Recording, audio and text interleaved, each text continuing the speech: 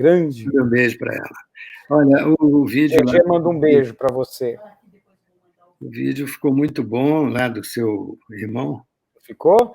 Agora, GG, a gente está live. Está live, então se ele assistir, a gente já estragou a surpresa.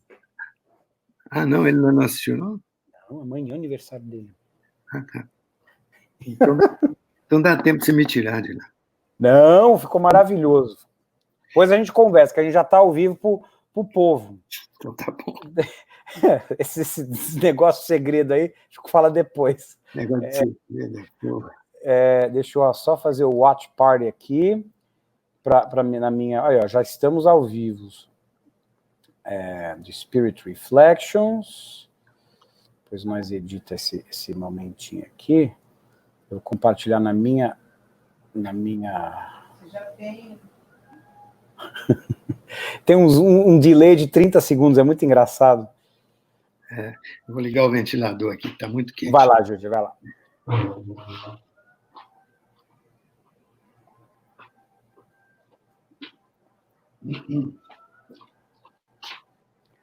Bom, amigos, enquanto o GG liga o ventilador, que ele está em Orlando, e não é brinquedo não, porque a gente está em Nova York e está 72 Fahrenheit, imagina como é que está lá em Orlando.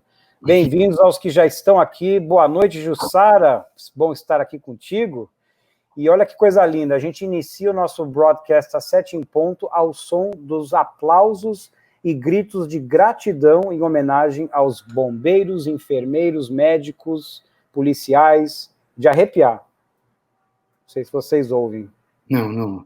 Aplausos e barulhos de panela e gritos de gratidão, todas às 7 da noite aqui de todas as janelas de Nova York, nesse momento. É como se fosse um passe coletivo, é um tsunami de positivismo e de alegria. Energia de gratidão é energia de cura mesmo.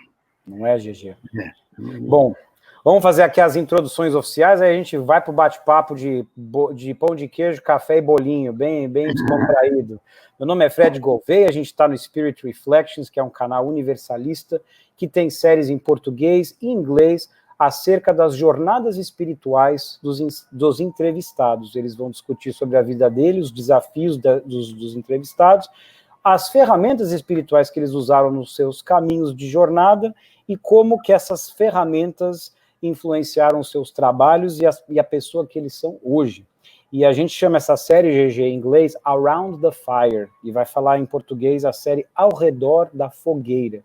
A ideia é aquela fogueira ancestral numa floresta e as pessoas ali à noite olhando para o céu estrelado e se conectando com a energia do fogo sagrado e fazendo reflexões acerca da divindade dentro delas e fora delas. Isso que inspirou o nome da série. E a série Conversando com o GG, com o Geraldo Coura, carinhosamente chamado como GG. Tem muito episódio aí pela frente, né? GG, não é? Eu estou na estrada há mais tempo, né?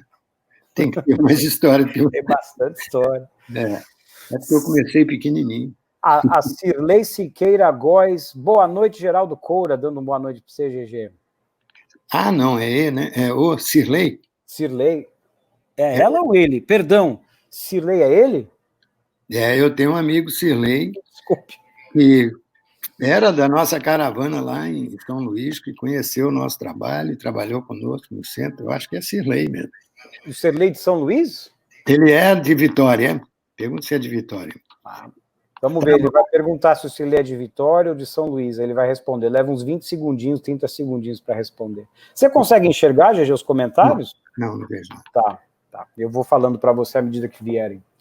Então, GG, semana passada, para os que escutaram você, a gente aprendeu sobre a sua história de vida, o nascimento dos seus filhos, as curas espirituais que eles receberam, as próprias curas espirituais que você, quando criança, recebeu por intermédio da mediunidade do Chico, mandado por Bezerra de Menezes, e depois a gente veio para a sua época de Miami, Flórida, Orlando, os projetos de caravana, a sua mediunidade, e aí a gente continua o papo hoje falando justamente sobre mediunidade, especialmente de um amigo em comum que você me apresentou, uma pessoa maravilhosa, chamado Professor César Soares dos Reis, que vai ser o nosso convidado sábado que vem. Ai, que orgulho, que bom, que satisfação, porque É o nosso professor, né?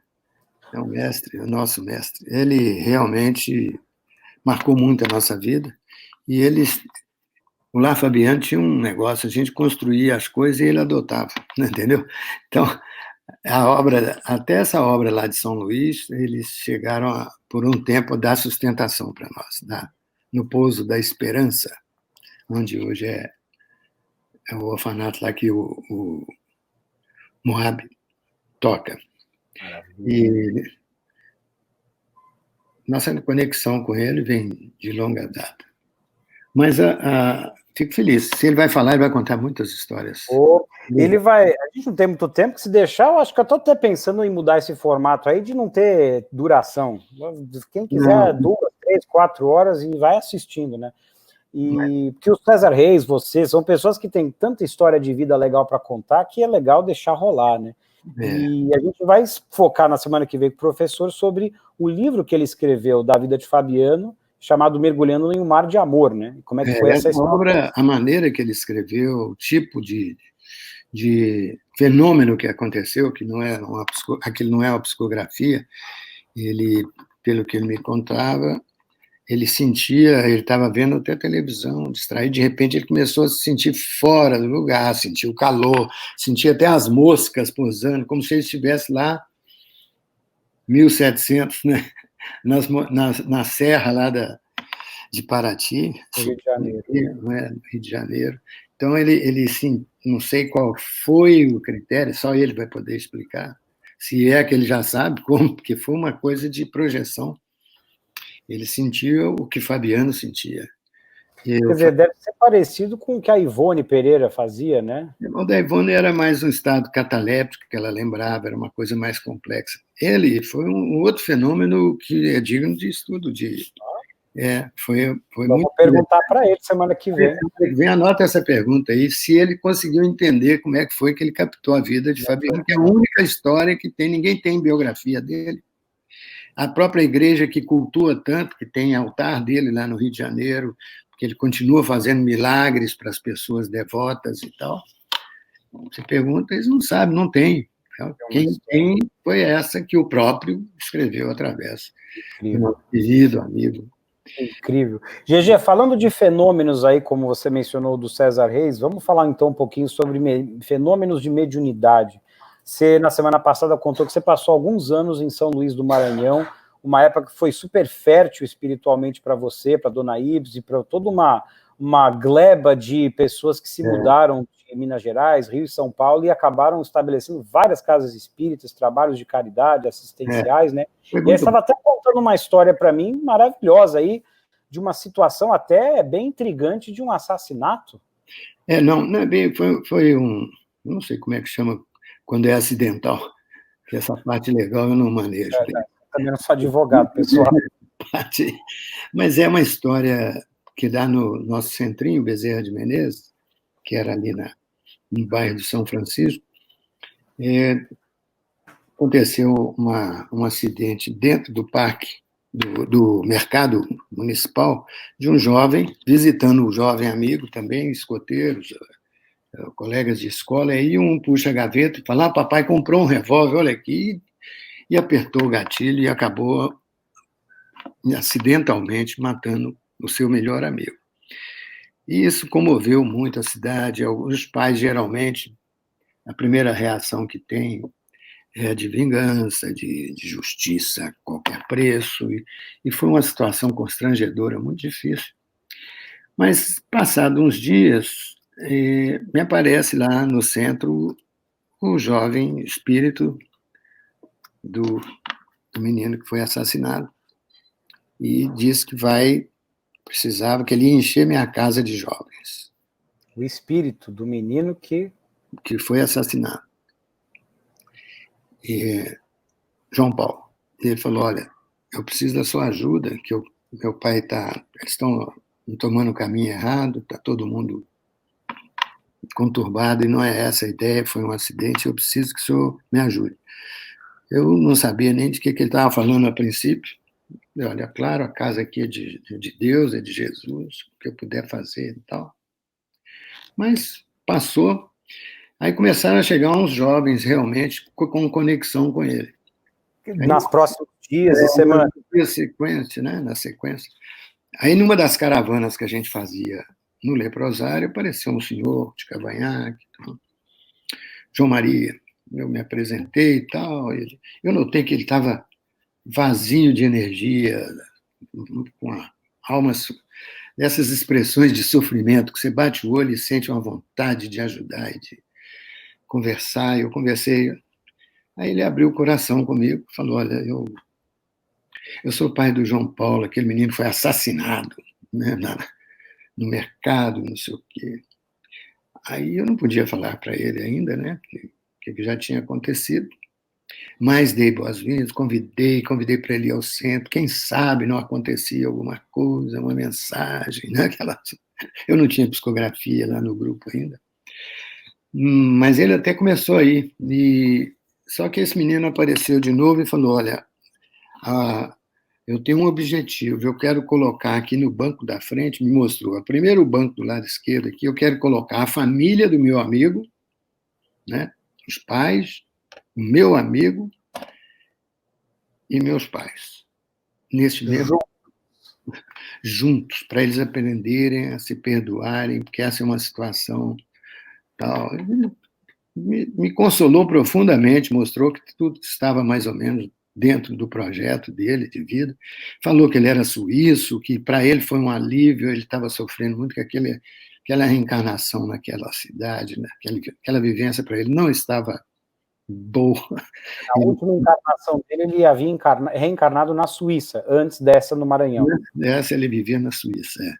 E ele não se sentia, ele era um peixe fora d'água, né? Ele realmente não conseguia ser feliz, mas que aquilo ali terminou, era uma fase e tal. E que o amigo dele também era suíço. Ele falou para mim, agora que eu lembrei. Bom, aí eu comecei a fazer um trabalho com o pai para ver se ele acalmava, porque ele, como maçom, ele disse que já tinha tido pedrejamento de casa, essas coisas, movimentos assim de pessoas querendo vingança, né? Justiça. Então, imaginamos assim, a situação do garoto que assassinou, que eram, acho que tudo 16, 15, 16 anos, por aí, a família sumida com um menino totalmente desequilibrado de remorso, de constrangimento, ter matado seu melhor amigo, e a cidade toda nessa comoção, foi uma coisa muito difícil. E eu achava que não ia ser muito difícil consertar, pelo quadro. Agora não, passou, a gente contando, parece que foi fácil. Não. Levou alguns meses, eu imagino? Levou alguns meses, e era uma turbulência, a cidade estava realmente ressentida, as pessoas. Aí eu conversei com ele, um dia o João Maria, o pai da vítima, ele vem e fala assim: eu tive uma decisão, eu vou perdoar os pais do menino, e o menino, eu escrevi estou aqui com a carta para mandar para eles. Então, ele já realmente já estava atendendo às intuições que o filho estava dando. Estava receptivo, né? Ele ficou, de algum momento, ele ficou mais receptivo e o filho conseguiu intuí-lo e ele fez a carta. Mas ainda não mandei, vou mandar, não vou mandar. Manda, rapaz, manda a carta e tal. Faça com que chegue a eles, que já pensou o alívio, o sofrimento que essa família está, porque imagina se fosse ao contrário, um acidente desse e tal. Eu usei toda a minha grotesca psicologia que eu podia, né, para poder. A gente não sabe o que fazer, né? A gente vai amando, né? Vai fazendo um exercíciozinho de amar. E aí, um dia ele chegou, falou que mandou a carta, e aí o filho estava do lado dele.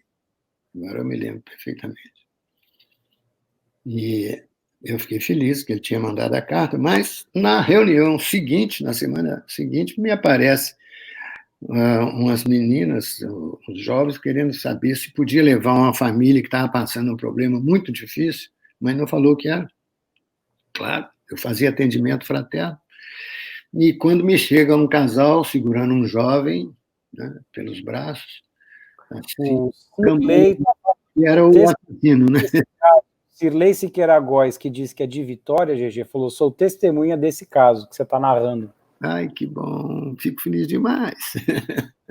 Manda um abraço para ele, fala que me ajuda nas falhas, que eu me esqueci, ele me ajude. Está ouvindo aqui. Cirlei escreve. Então, eu ali naquele momento, ele... Eu me esqueci onde eu estava. Você estava nas meninas que queriam que você ajudasse. Que eu atendesse, né, uma família. Aí depois eu falei, claro, que eu atenderia, eles levaram uma família com um jovem abetado, né, de tanta medicação. E eu estava bem dopado. Estava. Eles tinham que dopar o menino. Imagina o remorso de uma criança que mata o melhor amigo e ainda fica na mídia e sofrendo perseguições. Negócio impressionante. Aí, quando eles chegaram, eu já bati o olho, eu já sabia quem era, porque eu já sentia a presença do outro, da vítima, né? Entrei para a sala do passe com ele, e não sei porquê, eu pedi para os pais ficarem de fora, que eu queria conversar com ele sozinho, foi muito bom, porque ele mal sentou... Só você e o menino. Hein? Só você e o menino primeiro. Ele mal sentou ali, ele já começou a manifestar, ele está aqui, ele está aqui. Ele sentiu a presença do amigo, cara. Foi uma coisa impressionante. E o amigo lá do lado, firme, né? Aí ele abriu o coração, nós conversamos, eu não posso lembrar, porque naturalmente, quando a gente passa por um processo desse, a gente é mais instrumento, né? Só sei que foi consolador. Eu só me lembro do final, que o amigo falou para ele que queria dar um abraço nele, que ele ia sentir quem era ele mesmo e tal, que é para ele se perdoar. Ele precisava se perdoar, porque, da minha parte, eu não tenho nem que te perdoar. Eu terminei minha missão, é isso mesmo e tal. E abraçamos. Eu também me emocionei, porque eu estava semi-incorporado, né? Incorporando o menino suíço e ele e o menino chorou, tal. Se recompôs, rapaz, cresceu. Ele chegou, ele chegou encolhidinho, né? Aí ele cresceu, ficou assim, me deu aquele abraço, saí segurando ele, entreguei para os pais, que já se encaminharam e já sentaram onde? No primeiro banco, do lado esquerdo, onde o Paulo Sérgio falou que queria que ele se assentasse. E a família toda lá. Aí, daí a pouco, eu estou na porta assim, quem vem? O João Maria, que é o pai da vítima. Aí eu fiquei olhando assim, falei, agora eu vou dar, vai ser aquela, eu queria te falar, mandei a carta, estou escrevendo outra. Eu falei, João Maria, você se lembra que eu te falei que teu filho ia trazer os familiares e o amigo dele aqui, lembra? Que eles iam colocá-lo sentado no primeiro banco ali do lado esquerdo? Não fui eu que coloquei, foi ele. Olha lá, está toda a família lá. E o sonho dele era ver você sentado lá do lado deles. Vai lá e abraça todo mundo, meu amigo. Perdoa. E arrepiar os cabelos. E aí foi um caso resolvido, que foi um espetáculo. Para a nossa alma... Uma reconciliação de duas famílias ali em massa, né? Quer dizer, quebrou tudo quanto é potencial, problema de futuras encarnações ali, resolveu ali, derreteu ali o ódio. Não, e aí, só para concluir, conversando com o pai outras vezes, eu falei, olha, eu não entendi que o João Paulo falou que ele era suíço, que ele tinha uma encarnação, que ele viveu na Suíça. Falei, rapaz, eu mexendo nos guardados, né, para desfazer das coisas, eu realmente achei muita publicação e é uma bandeira da Suíça. Eu falei, ele falou que era suíço e que realmente essa encarnação para ele era um ciclo que ele precisava acelerar, né? Porque eu acho que você nascer no Brasil se equivale a várias encarnações na Suíça. Do lugar e da época que você nasceu. Eu acho, né? Levando assim para um lado mais leve, né, na brincadeira. Né? Inclusive um caso no livro Tragédia de Santa Maria, que o Bezerra de Menezes fez pela Ivone, onde um dos protagonistas, que era um ativista para a causa abolicionista da escravidão no Brasil, ele, quando desencarna, ele era tão ferrenho em prol da libertação dos escravos, que quando ele desencarna, ele é carregado assim por centenas de escravos num estado de festa, de júbilo, de exultação, e ele não sabe o que está acontecendo, que ele está sendo carregado, de repente ele se vê diante do palácio lá da Guanabara, no Rio de Janeiro, eu acho que é da Guanabara, né? O Palácio Imperial, presenciando a princesa Isabel assinando, acho que a Lei Áurea, se não me engano, a carta de emancipação dos escravos. E aí é um momento no livro que você lê, você fica assim emocionado.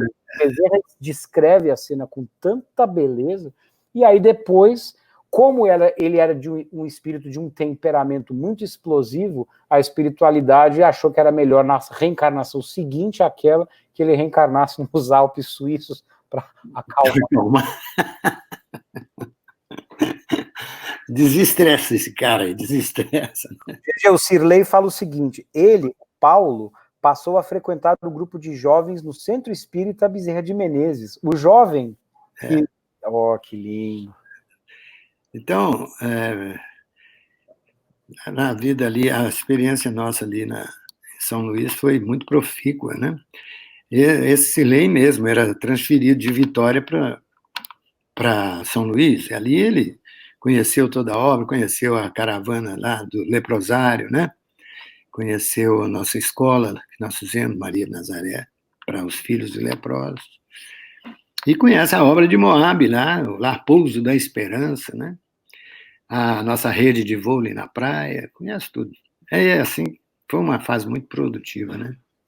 Quando eu cheguei em São Luís, só uma curiosidade, apesar de ter poucos centros, mas o que mais me chamou a atenção era o nome dos centros. Então, eu conheci um centro muito pequenininho que chamava, prepare o seu coração, olha o nome, Olhar de Maria. Uau! Espetáculo, né? Você já pensou Olhar de Maria? Esse é um centro, cara. Eu, só de ouvir o nome, eu lavei a alma, falei, que coisa mais linda.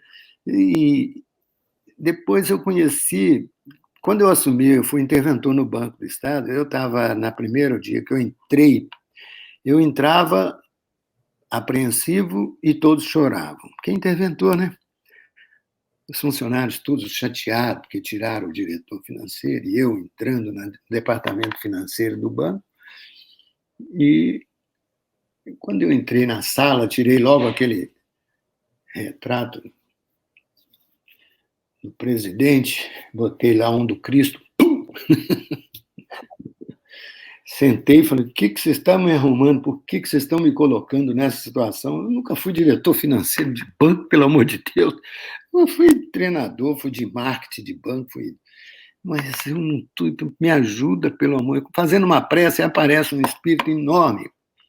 O cara devia ter quase 1,90 m, por aí, muito grande. Ele falou, não, fica tranquilo que eu que te pus aqui. E eu amo essa casa, eu fui funcionário aqui. Eu falei, cara, funcionário maranhense, todo mundo, né, mais baixo do que eu, vai ver um cara com 1,90 m, fala que era funcionário. Lá, eu queria saber o nome dele, ele falou, não, eu sou o pequeno. Não importa. Não importa, eu sou o pequeno. Mas eu vou te ajudar, pode ficar tranquilo, eu te ajudo. Ele estava falando comigo, quando a porta abriu, entrou um ex-diretor para me dar boas-vindas e cortou toda a conexão, porque era um show de falsidade, aquelas coisas todas, né? Uma frequência lá em cima, outra lá embaixo, então, aquela coisa. Depois teve um evento, fizemos um encontro lá de centros espíritas com a federação, com Júlio Carvalho. Eu estou sentado assim, olha, tem um quadro com uma foto, eu olhei a foto, era do cara que apareceu para mim. Eu falei, ô Júlio, quem é esse cara aí? Ele falou, esse é o pequeno. Pequeno? Esse é o pequeno. O cara que... Eu vi esse espírito, cara, esse cara foi lá me dar boas-vindas no banco. Falou, você conheceu o pequeno? Então, ele não esteve lá, falou que ia me ajudar. Rapaz, eu vou te contar, ele é um grande trabalhador da doutrina. E ele que fez o Lar de José.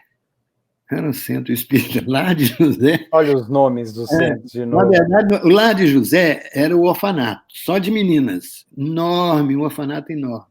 E o centro espírita era Poço de Jacó. Pouso de Jacó. Poço. Poço de Jacó, sim, da mulher samaritana, né, da passagem do Evangelho. Lá em Samaria, feito por Jacó, né? Jacó fez, pai. Então, ali foi um festival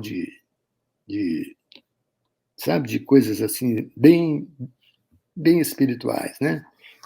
Sirley tocava um violão solene, um menino bom, toca viola, canta. Sirley está falando, saudades, lembro dessa história que você estava contando antes. E o Cristiano Câmara pergunta em tom de brincadeira, será que todos nós encarnados no Brasil, então é porque estamos pagando dívidas? Não, mas às vezes é a busca do crescimento acelerado também, né? Né? Em vez de parcelar em 10 encarnações, você paga à vista. Liquida essa fatura. Não é que seja ruim, não. O problema é que as dificuldades que são maiores, né? Porque não existe mordomia, né? É tudo com mais complexidade. E aí a gente cresce. Isso para mim foi bom, eu acho que eu cresci uns 2 centímetros. Não, e no lado positivo também, né, GG? Acho que não tem um país com tamanho sincretismo religioso, onde tantas bandeiras diferentes convivem entre si em relativa paz e harmonia, né? Até se ajudam. É maravilhoso isso, né? É maravilhoso. Ali, o Brasil me deu régua e compasso. Estamos prontos para seguir. Eu acho que daqui a nossa espiritualidade que o Brasil dá, poucos lugares dão com a mesma intensidade, né? O coração. Ele pode ser católico, pode ser qualquer religião, mas dia 31 ele vai lá, joga uma florzinha para Iemanjá, e assim vai, põe uma roupinha branca. Just in case, né? Só para... Inclusive, não sei se todo mundo que está aqui nos acompanhando já teve a oportunidade de assistir o filme do Divaldo, Mensageiro da Paz. Você conseguiu ver, GG? Não, eu tenho Pois é. A gente tá na ansiosa expectativa porque ele não foi liberado para transmissão fora do Brasil ainda. Embora ele já tenha sido lançado no Brasil em setembro, parece que tem umas coisas de licença entre os estúdios e o Google Play que vai levar mais um tempo para ser liberado.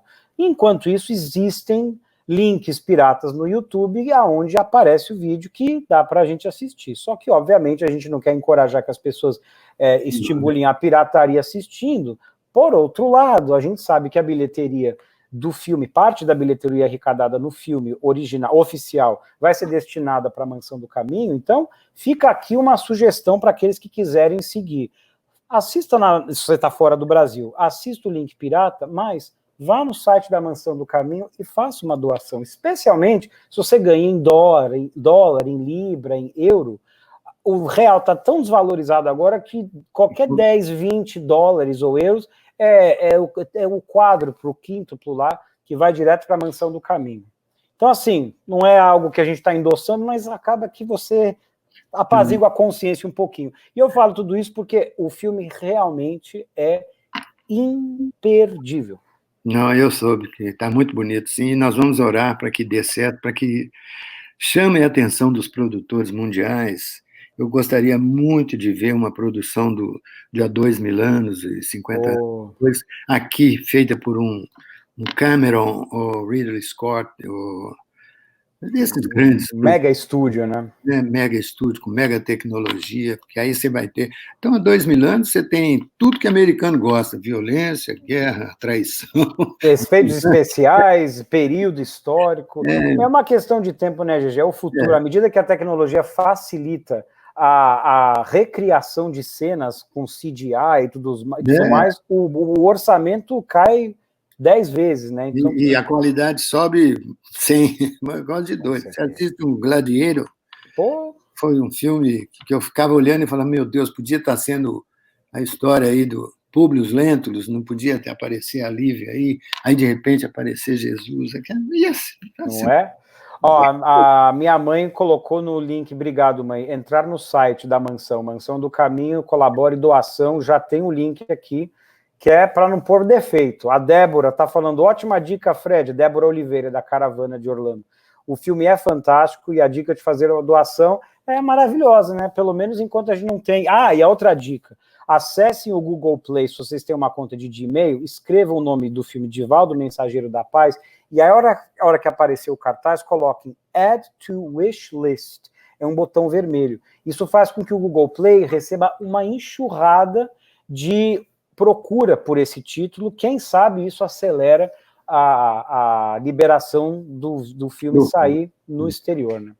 GG, mas por que eu falei do Divaldo? É porque tem tanta coisa boa naquele filme, mas uma das coisas que eles fazem muito legal é um momento ali de desespero do Divaldo quando ele era jovem, onde ele está prestes a se suicidar e ele vê um monte daquelas baianas que estavam fazendo rituais da Umbanda, do Candomblé, que recebem a intuição pela espiritualidade amiga para que o Divaldo não cometa o ato. E aí depois tem um dizer que eles falam, Jesus fala às vezes através das bocas das pessoas que você menos espera, né? É verdade, é verdade. Momento lindo. Então, não vou falar mais do filme, que eu não quero ficar dando spoiler. Mas a atuação da espiritualidade, acredite, gente, vocês sabem, na passagem do Livro dos Espíritos, que pergunta se os espíritos interferem em nossas vidas, e a resposta que ela de ordinário nos dirige, é um negócio cada vez mais forte em meu coração. Porque na minha existência eu tive provas assim contundentes, né, da atuação da espiritualidade. Para mim, a do Raoni foi muito interessante, do meu filho Raoni, mas eu passei uma experiência com o meu outro filho, o Iaponi, né, que está na Nova Zelândia. Na Nova Zelândia, que está fazendo caravana no momento, inclusive, né? É forçado, né, porque ele acabou por livre e espontânea pressão. Ele me obedeceu, aí a espiritualidade arrumou um jeito, tirou ele da profissão, ele é de TI, e ele arrumou um emprego no hospital e acabou, ele virou atendente, virou enfermeiro e já vai embora. Então, ele está trabalhando no hospital e toca viola para o pessoal depois. Delícia. Depois do expediente, maravilha. Primeiro por livre e espontânea pressão, mas ele me deu muito trabalho, esse menino, também. Não sei se você sabe, espírita não tem moleza. Só recebe espírito que dá trabalho. Então, esse aí, ele estava com 10 anos e na Olimpíada da escola dele, no Santo Antônio Maria Zacarias, que é uma escola muito boa lá do Rio de Janeiro. A minha mãe está falando para você ficar mais no meio da tela, GG, que você está um pouco de lado. Vem um pouquinho mais... Isso. Obrigado. Eu estava tentando fugir desse ventilador aqui. Não, tá ótimo. Parece que você está levitando, é muito bonito. Então, estava tendo uma Olimpíada e é de futebol de salão. Minha mulher falou, você precisa ir ver teu filho jogar, cara. Ele está jogando muito. Quantos anos ele tinha? 10. Aí eu falei, eu trabalhando, a Olimpíada era durante a semana, nos horários de trabalho, aquela coisa, custei a conciliar um dia de ir. Mas quando eu fui, no meio da rua, eu já estava ouvindo o nome dele. Iaponi, Iaponi. Falei, meu Deus, que coisa, parece que o menino joga mesmo. Quando eu fui lá, ele jogava muito, muito, muito, muito, muito bem. A Olimpíada estava pegando fogo e ele era o ídolo da Olimpíada. Todos os colegas dele dessa época comentam isso até hoje. Só que, de repente, ele arrumou uma dor no joelho infernal. Um dia eu fui acordar, ele gritou de dor, porque eu toquei a perna dele. Eu olhei, a perna dele estava inchada, levei logo para o médico bateu uma chapa e tal, uma contusão, não sei o quê, leva lá. Moral da história, eu fui parar até no Lídio Toledo, que era o médico da seleção brasileira na época. Então, começaram um tratamento lá, eu nada de melhorar, uma semana fazendo terapia todo dia, físio, rádio, ultravioleta, infravermelho, não sei, aquelas coisas de doido, né? E um enfermeiro me puxou do lado e falou, pai, vou falar para o senhor uma coisa, mas se o senhor falar que eu falei, eu tenho que negar. Tira daqui, procura outro rumo, que esse diagnóstico está errado. Esse menino não está com contusão, não. A coisa aí é mais grave. Aí eu tirei o menino, assustado, e fui parar no hospital mais especializado. Os caras internaram, ele ficou internado, fizeram exame. Aí, no dia, me chamaram para o diagnóstico.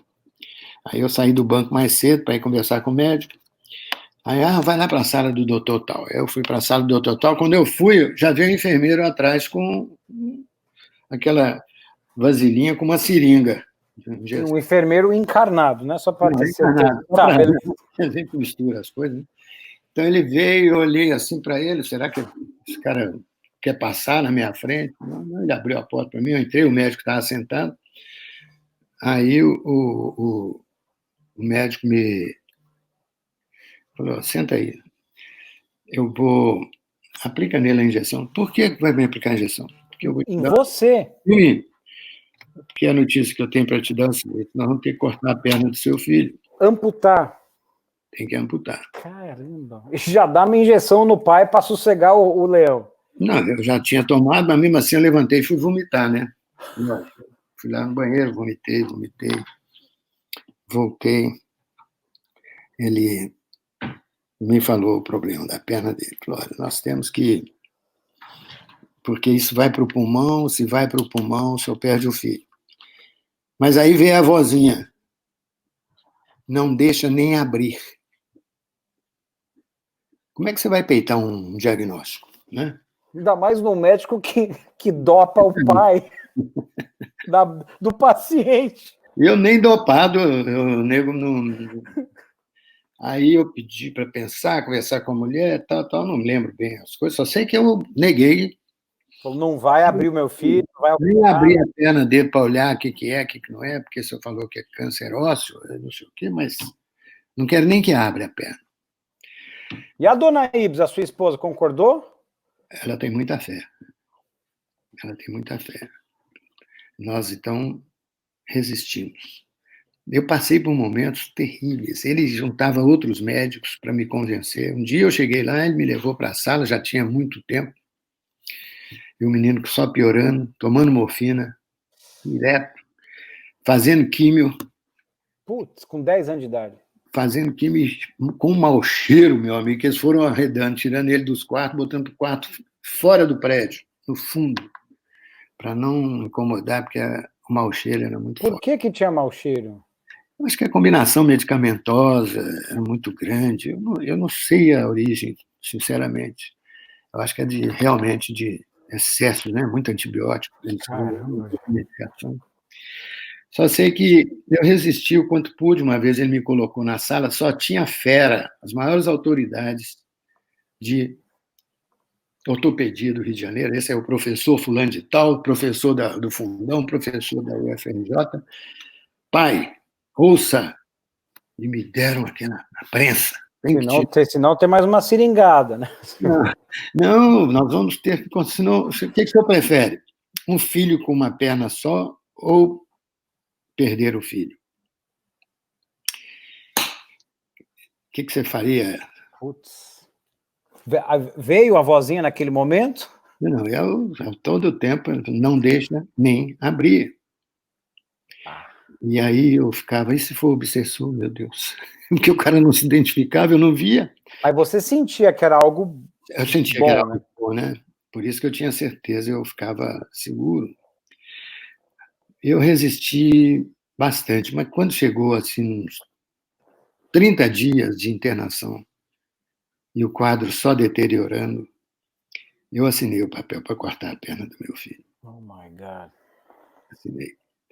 Só que era uma quinta-feira. Eu comecei a receber ligação de amigos meus, o Adib, que era até do Flamengo, já estava de olho no meu filho, que era de um centro espírita meio... Café com Leite no Rio tem muito, né? Que é de origem... Que era umbanda e depois vira kardecista, mas não tira o avental. Que delícia, que delícia. Continua assim, né? Café com leite, um açuquinha, um olhar de Maria, ô, coisa boa. Então, ele falou, olha, vai ter uma vibração para o seu filho, sexta-feira, 8 horas. Fica conectado. Eu falei, vou ficar conectado, porque afinal de contas, ele nem sabia, mas no dia seguinte, ele ia operar e tirar a perna. Então ele te ligou numa quinta sem saber que o Iaponi ia passar por uma cirurgia na sexta. Não, ninguém sabia ainda, que eu ainda não. Aí eu recebi ligação de gente de São Paulo, do Luz Divina, que eu frequentei há muito tempo. Eu recebi, até um judeu, Zaki Altite, ele falou que ia na sinagoga, ia ter uma corrente, né, que eles fazem oração para as pessoas com necessidade. Eu não sei, que parece diferente, né? Mas, Gigi, essas pessoas que estavam te ligando falando que iam orar pelo Iaponi, elas sabiam, então, que ele ia fazer a cirurgia. Você entrou em Não, contato? não, não. Eu sabia que ele já estava há um mês em situação. Sim, sim, claro. Entendi. E aí, não, fica conectado, que sexta-feira, às 20 horas, nós temos culto na sinagoga, o Shabbat, mas não sei o quê, e nós vamos fazer uma oração para o seu filho e tal.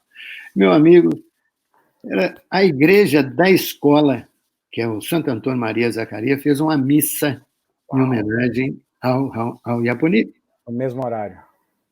Aí eu pedi se eu podia ir à missa. Eu falei, não posso, que eu tenho que ficar com meu filho, né?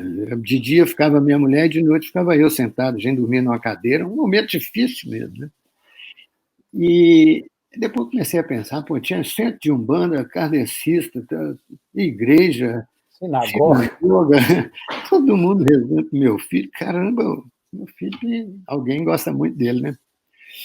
Mas eu estava tão exaurido, cara.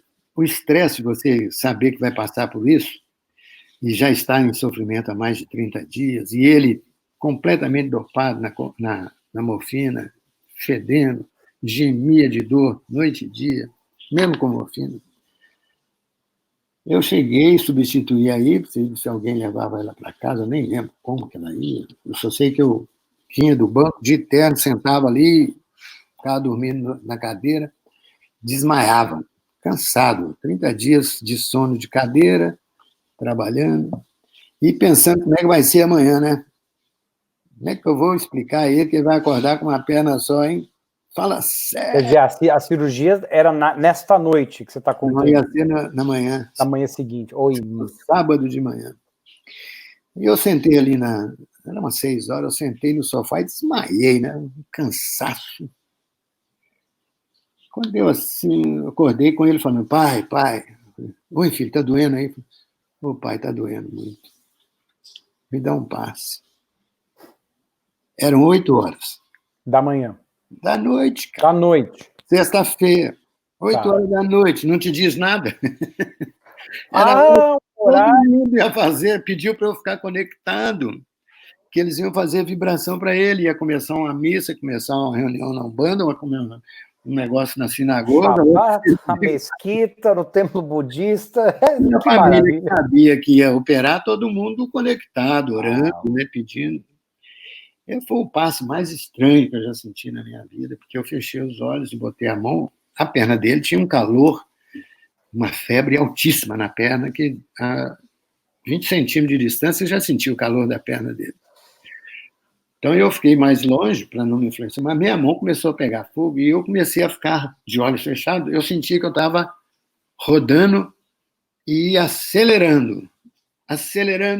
Eu falei, eu não vou abrir o olho, não. Se eu vou cair, vocês que eu nunca senti isso, eu não vou abrir o olho. Não, Deixou seguir, deixou fluir. Como se eu estivesse rodando numa velocidade, sabe, muito grande, e a mão pegando fogo. Quando acabou, eu estava molhado, totalmente molhado. Corpo, cabelo, tudo molhado. E ele, calmo, dormiu. Eu me arrastei até a cadeira e apaguei. Bom, sentado, com a cabeça caída assim. Eu não vi o tempo passar, porque eu acordei assustado, porque eu senti que tinha alguém ali no ambiente, mas tinha só um pé saindo na porta. Era aquele pé de médico com pano, né? Que eles põem aquela sapatilha. Uhum. Eu falei, pô, teve os médicos, já estava na hora da cirurgia, eu acordei 6 horas da manhã. Estava saindo assim o pé, aí volta o médico, mais dois. Os três, vem aqui, vem aqui, vem aqui, vem aqui. Põe a mão na perna dele, sente aí. Aí o cara, pô, baixou a temperatura, baixou. Nós estamos no caminho certo. Que é assim que é, né? Nós estamos no caminho certo. Não muda a medicação, continua com essa medicação. Não vamos abrir, porque se abrir vai espalhar a infecção para todo lado. A Rosana Sabag comenta, meu Deus, que lindo. Rosana Sabag. Aí, cara, ali ele ficou mais uns dias, a perna ficou bem torta, o pé ficou quase chutando para trás.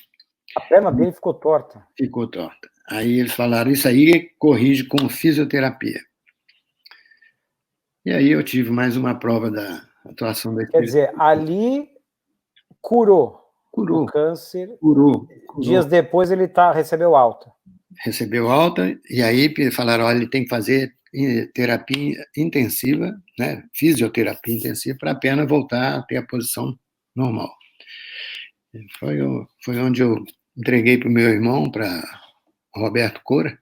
Ó, missão é sua levar todo dia, porque eu peguei minha mulher, vim para a América, ficamos 31 dias aqui passeando, tentando entender o que aconteceu, mas foi uma atuação da espiritualidade muito forte. E por que você acha, GG, que você entrou nesse processo de rodopiar assim? O que explicaria esse tipo de fenômeno? Não sei. Eu não sei. Eu sei que eu tinha uns apitos no ouvido que se eu parava de dar passe, ele aumentava. Quando eu tinha muita libido. Mas hoje, mesmo dando passe, eles não vão embora, é impressionante. Mas aí já é problema da esclerose, né, da idade. Mas quando eu era novo, que o ouvido começava a apitar, eu adorava dar passe, porque aí eu ficava bom e o cara saía tontinho. Né? Então... E depois disso, o Iapuri conseguiu voltar a jogar, quando ele acabou a fisioterapia? Como é que foi? Jogar mesmo, não é a mesma coisa, né? Sempre aquele receio, aquela... Mas ele já teve uma vida normal, né?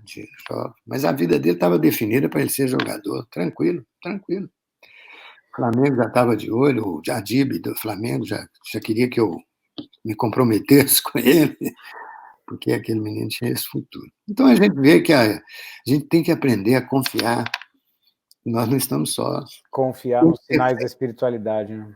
E eu estava conversando com um amigo, você teria fé de peitar uma situação dessa, seu filho passando por isso? Não teria. Eu tenho fé, mas, poxa, se fosse para mim, mas para o meu filho, se desse errado, eu não ia me perdoar. Eu também não. Mas foi um teste para mim muito importante. Um mês, né, nessa incerteza, GG.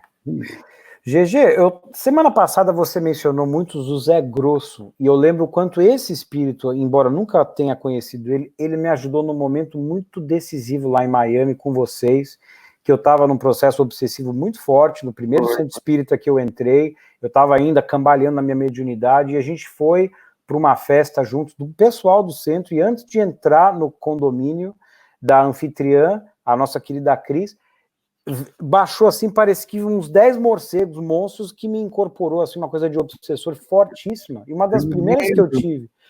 E eu lembro que você começou a chamar Zé Grosso, você começou a cantar, o Raoni saiu do carro, ficou na frente do banco do motorista, onde eu estava, na van, ali, incorporado, suando, me debatendo, ele começou a dar paz, a dona Ibs entrou em oração, você chamando o Zé Grosso e cantando.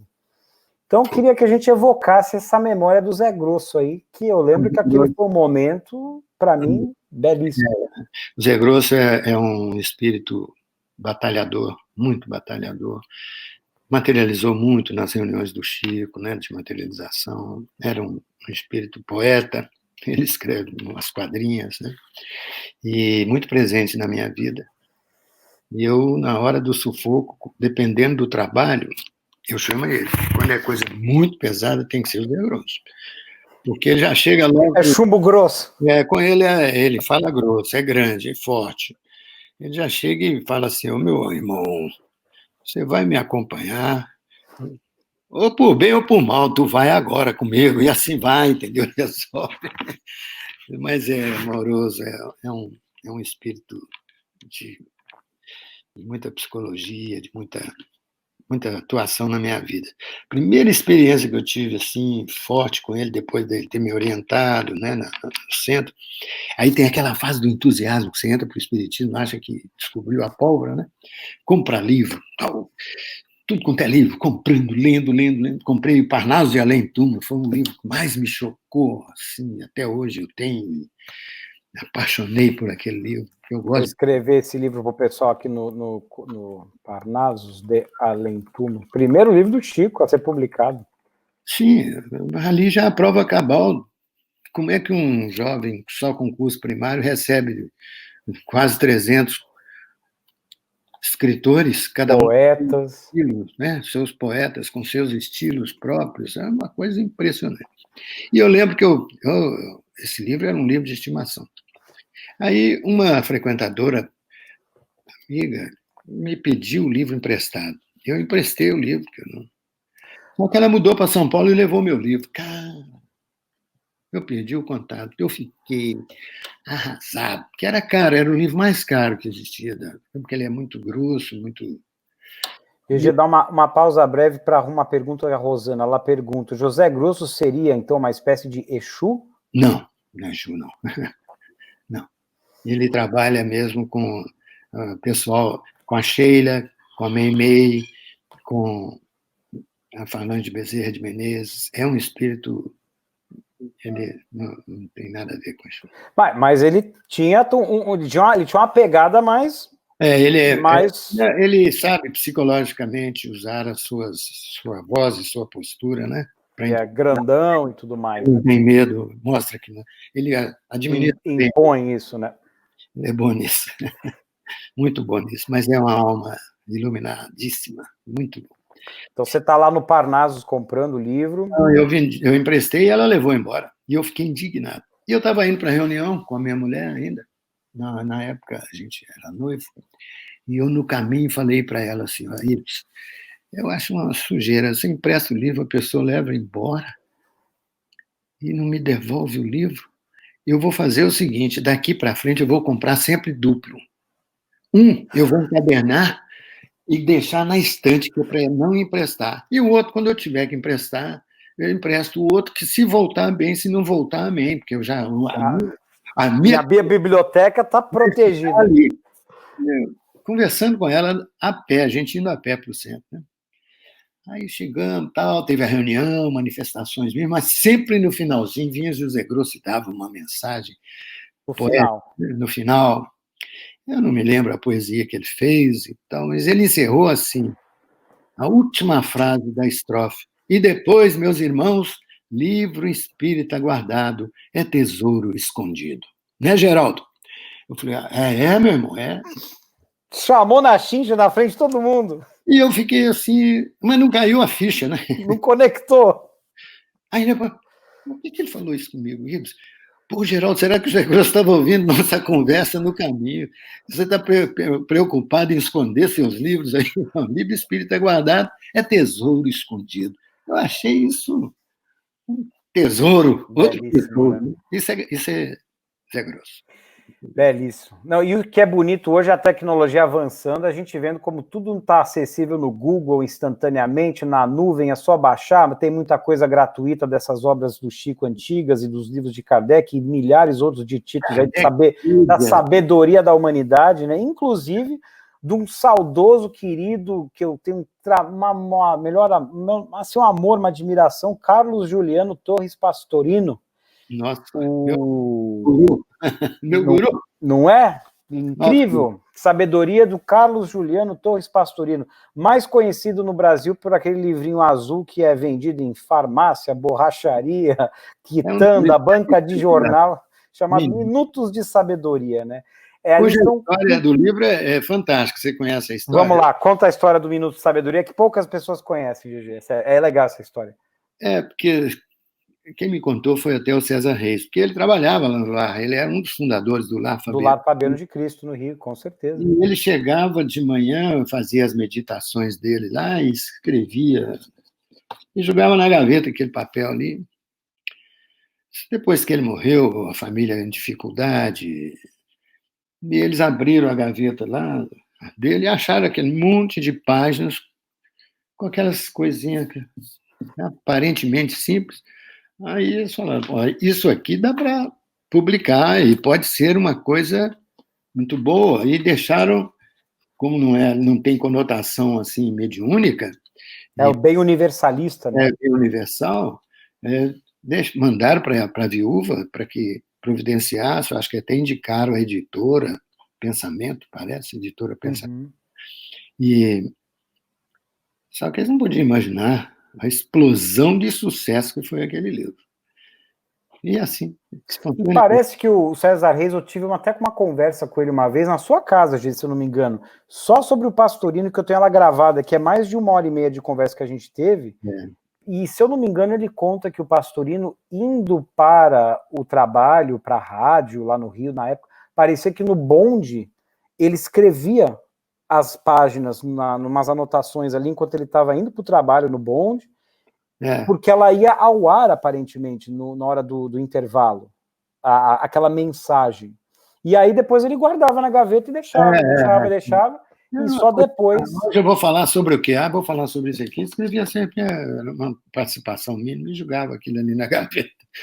Você vê o conteúdo do cara, é muito grande. Não, ele é um espírito de tamanha importância aí que o próprio Divaldo já psicografou um livro do Pastorino como espírito desencarnado, chamado Impermanência e Imortalidade. E é um livro que é impressionante. Quando você lê, é inegável o estilo do Pastorino, é impressionante. Ele é muito profícuo, muito profundo, né? Ele é detalhista, miudinho, né? Faz o estudo do miudinho. Miudinho, exatamente. Fica aqui uma dica, amigos, se vocês puderem no Google, existem vários links de PDF gratuito de uma obra maestra, uma obra-prima do Pastorino chamada A Sabedoria do Evangelho.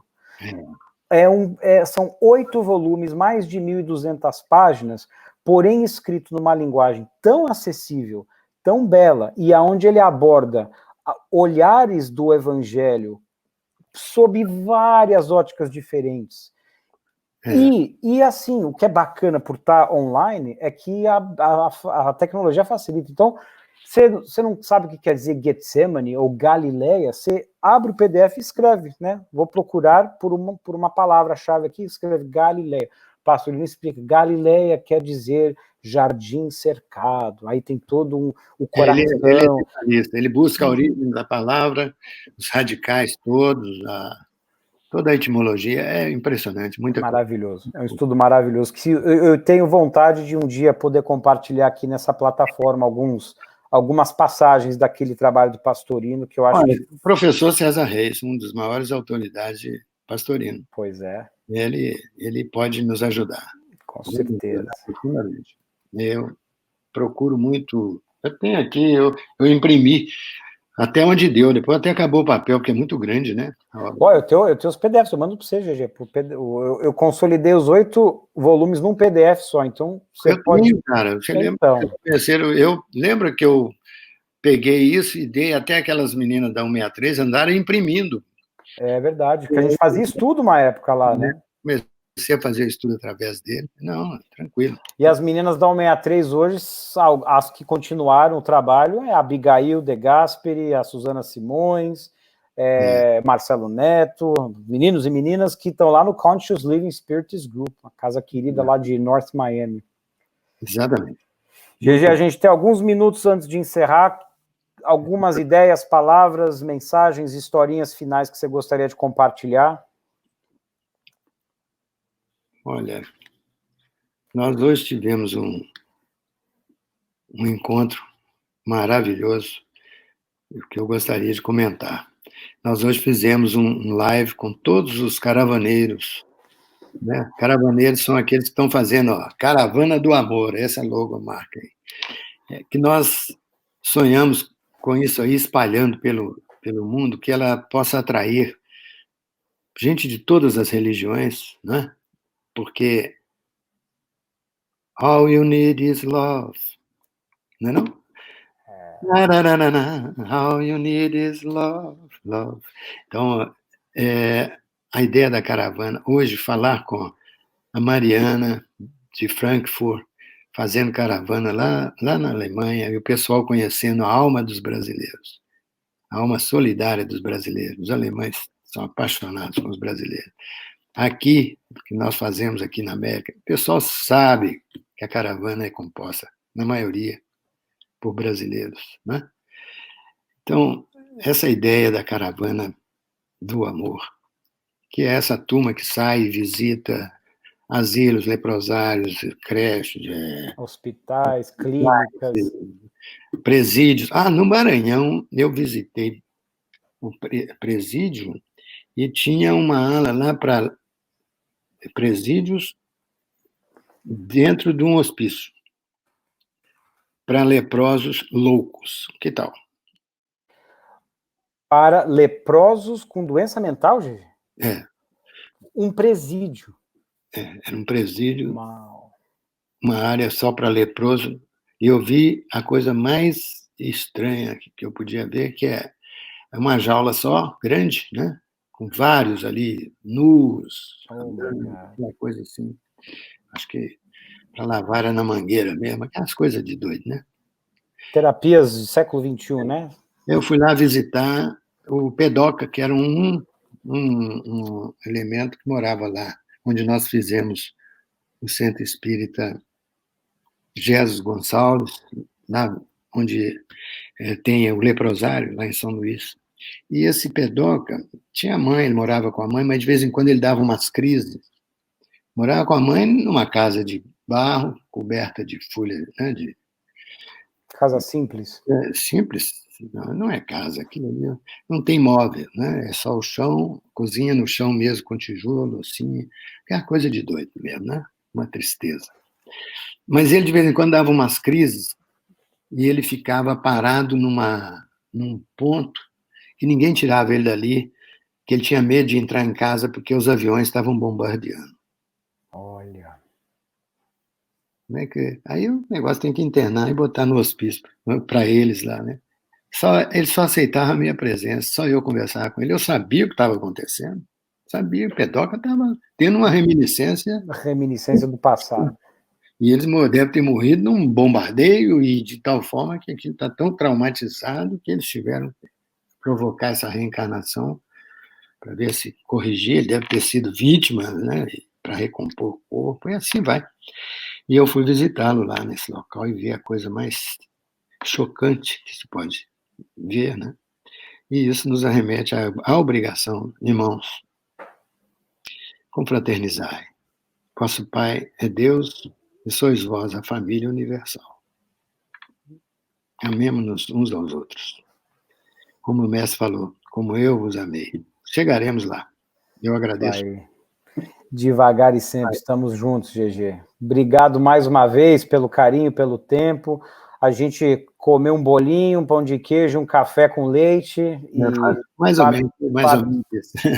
E partilhou muitas coisas boas. Pessoal, vai ter mais. Semana que vem a gente tem o César Reis, na semana que vem o GG está de volta, e se a gente conseguir contato com o Moab, a gente vai fazer uma conferência nós três aqui para o GG. O Moab vai gostar de ouvir do Cirlei também, que ele conhece. O Cirlei, inclusive, aqui fala, eu e Viviane mandamos um grande abraço para você e família, gratidão. Gratidão, fala com ele que toda vez que eu ouço a música, as velas do Mucuripe vão sair para pescar, vão levar as minhas lágrimas para as águas fundas do mar. Eu lembro dele, porque ele me ensinou essa música. Ó, a conexão espiritual, por isso ele acabou de pedir, pede para o Geraldo cantarolar a música que começa, contam que Jesus certo dia andara.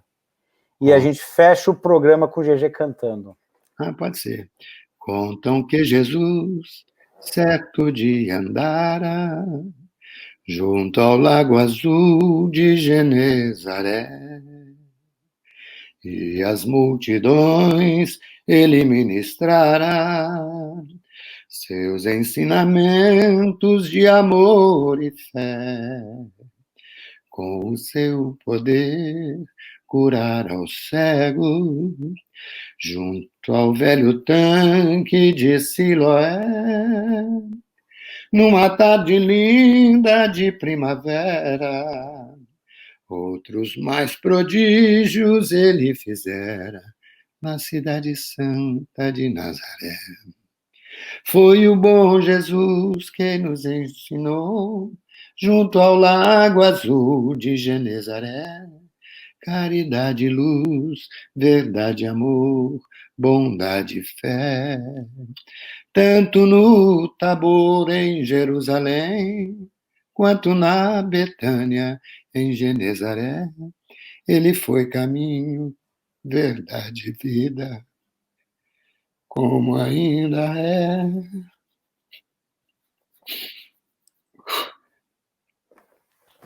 paz do Cristo. Shalom, na voz do nosso amigo que orou por Iaponi lá na sinagoga. Shalom. Aqui é o Tite. Obrigado, GG. Boa semana, nos vemos em breve, amigos. Paz do Cristo. Tchau, tchau. Fica aí, GG, fica aí.